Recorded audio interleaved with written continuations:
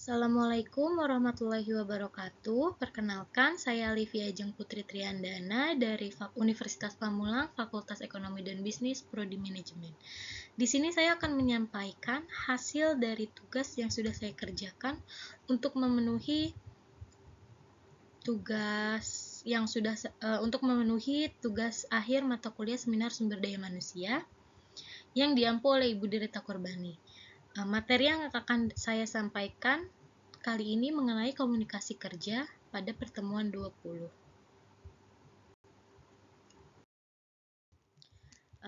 Poin pertama yang akan saya bahas di pertemuan kali ini adalah mengenai pengertian komunikasi.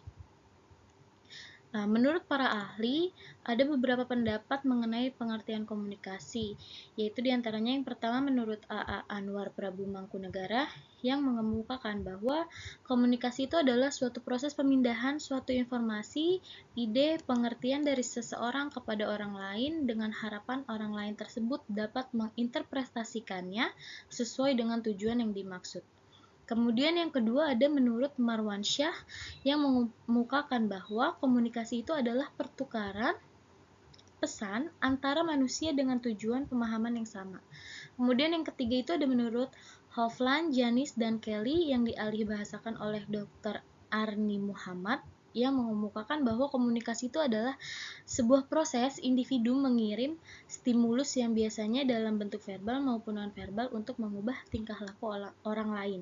Dan yang terakhir ada menurut Dr. Arni Muhammad, yaitu mengemukakan bahwa komunikasi itu adalah pertukaran pesan verbal maupun non-verbal antara pengirim dengan penerima pesan untuk mengubah tingkah laku. Jadi dapat disimpulkan bahwa komunikasi ini merupakan sebuah proses interaksi antara pimpinan dan karyawan dalam hal penyampaian perintah, informasi, saran, dan tujuan perusahaan yang bersifat lisan ataupun tulisan, yang bertujuan agar tidak terjadi kesalahan dalam pekerjaan yang tercipta di lingkungan kerja yang baik antara pimpinan dan karyawan untuk meningkatkan kinerja karyawan dalam mencapai tujuan perusahaannya. Kemudian yang selanjutnya ada fungsi komunikasi. Jadi fungsi komunikasi itu terbagi menjadi 4. Yang pertama itu ada instruktif. Instruktif itu komunikasi yang berfungsi untuk memberikan instruksi, perintah dari atasan ke bawahan. Kemudian yang kedua itu ada evaluatif. Evaluatif itu komunikasi yang berfungsi menyampaikan laporan dari bawahan ke atasan. Kemudian yang ketiga itu ada informatif. Informatif itu komunikasi yang berfungsi untuk menyampaikan informasi ataupun berita. Kemudian yang terakhir ada influencing. Influencing itu komunikasi yang berfungsi memberikan saran-saran, nasihat dari seseorang kepada orang lain. Kemudian selanjutnya ada bentuk komunikasi. Adapun bentuk komunikasi yaitu yang pertama komunikasi vertikal ke bawah ke atas. Jadi komunikasi vertikal ke bawah itu adalah komunikasi dari satu jenjang dalam kelompok atau organisasi ke jenjang yang lebih rendah. Kemudian ada misalnya seseorang manajer berkomunikasi dengan bawahannya, sedangkan komunikasi vertikal ke atas itu adalah komunikasi ke jenjang yang lebih tinggi dalam kelompok atau dalam sebuah organisasi. Kemudian yang kedua ada komunikasi lateral.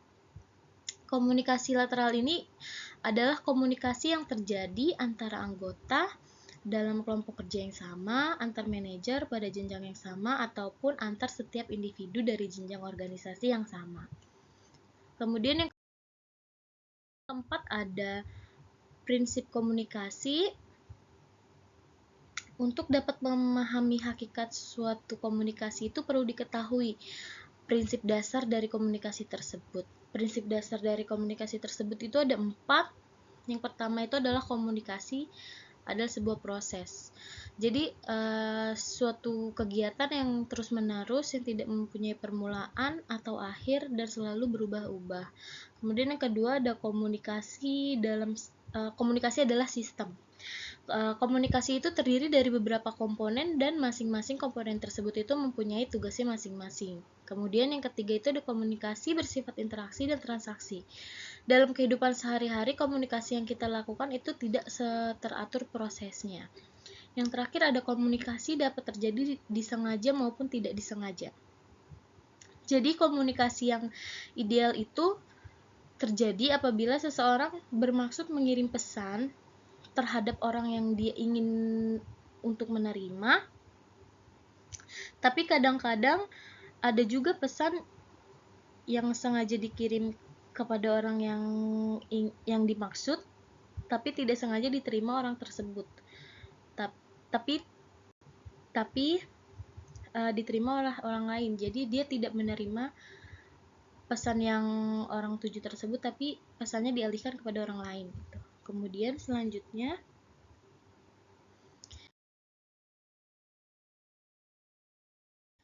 ada faktor-faktor yang mempengaruhi komunikasi. Jadi faktor-faktor yang mempengaruhi komunikasi antara lain ada 5. Yang pertama itu keterbukaan. Jadi kurangnya sifat terbuka antara pimpinan dan karyawan itu akan menyebabkan pemblokan atau tidak mau menyampaikan pesan dan gangguan pesannya. Kemudian yang kedua itu ada kepercayaan pada pesan tulisan. Jadi kebanyakan para pimpinan itu lebih percaya kepada tulisan yang menggunakan alat-alat elektronik daripada pesan yang disampaikan secara lisan dengan tatap muka. Jadi pimpinan itu lebih banyak menyampaikan pesan berupa buletin dan lain-lain sebagai pengganti kontak personal secara tatap muka dengan bawahannya. Kemudian yang ketiga itu ada pesan yang berlebihan. Pesan yang berlebihan ini banyak pesan-pesan yang dikirim secara tertulis.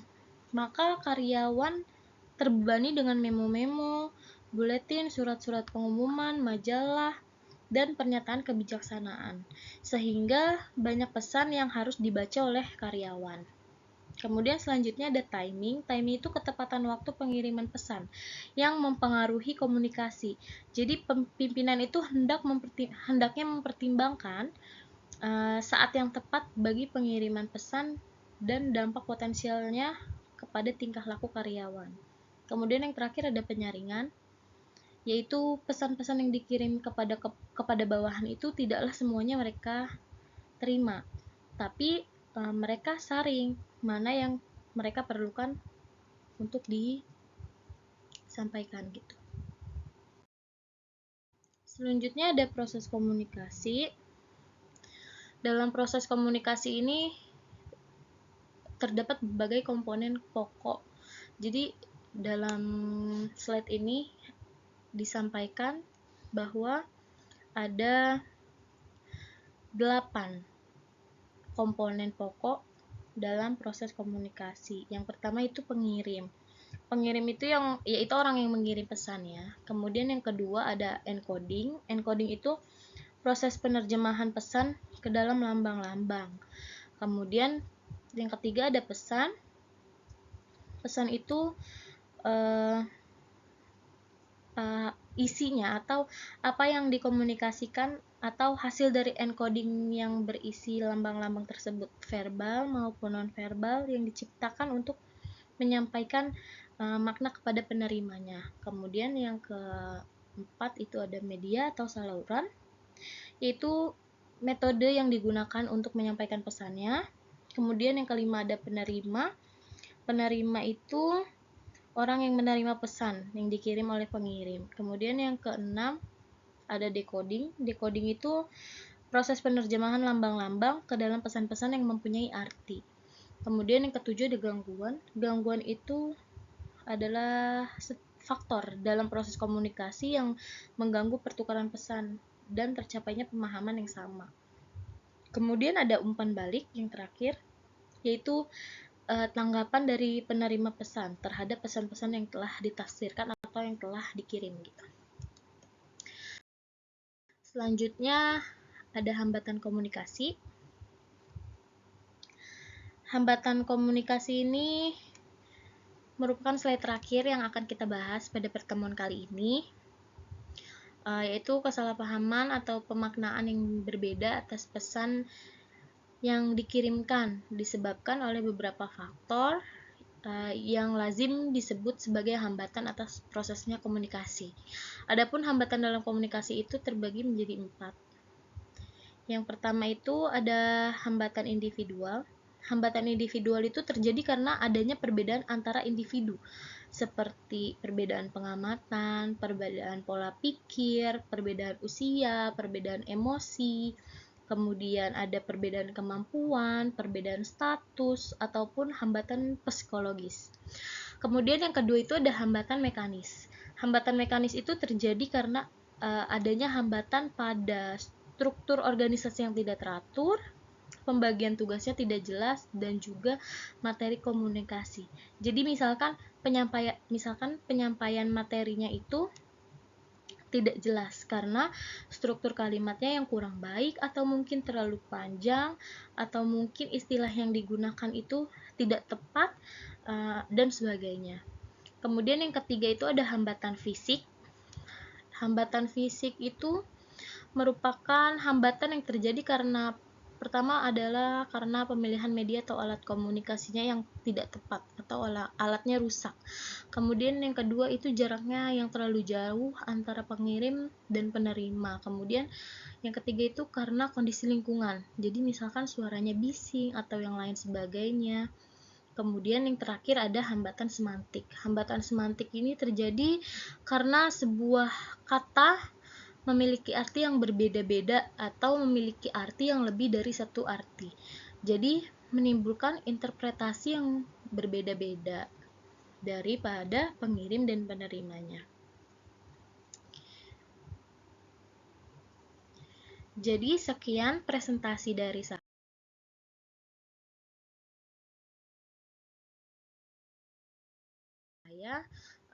Kurang lebihnya mohon dimaafkan. Semoga video yang sudah saya buat ini dapat memenuhi tugas akhir